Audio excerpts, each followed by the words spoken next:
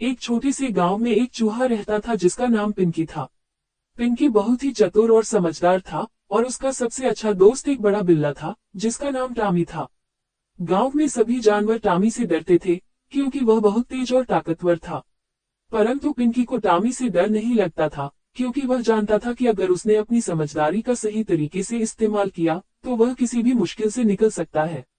एक दिन टॉमी ने पिंकी से कहा, अगर तुम मुझसे बचकर निकल पाओ तो मैं तुम्हें सबसे बहादुर जानवर मानूंगा। पिंकी मुस्कुराया और कहा, ठीक है, लेकिन तुम्हें मुझे पकड़ने के लिए थोड़ा और स्मार्ट होना पड़ेगा।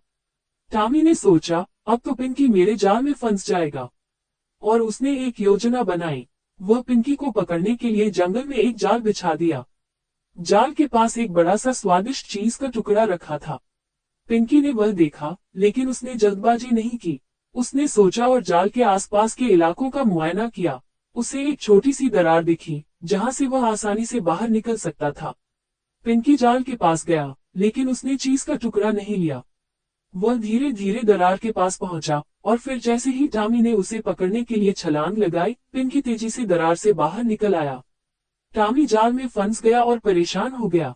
पिंकी हंसा और बोला, देखा टॉमी, अगर तुम्हारे पास ताकत है, तो मेरे पास समझदारी भी है। फिर वह अपनी समझदारी से टॉमी को समझाता है कि हर समस्या का हल सोच समझकर निकाला जा सकता है। टॉमी ने हार मान ली और कहा, तुम सच में बहुत स्मार्ट हो पिंकी। अब से मैं तुम्हारे जैसे समझदार बनना चाहूंगा। इस कहानी से हमें ये सीखने को मिलता है कि कभी भी अपनी समझदारी और सूझबूझ का इस्तेमाल करने से किसी भी समस्या को हल किया जा सकता है, चाहे सामने कितनी भी बड़ी मुश्किल क्यों न हो।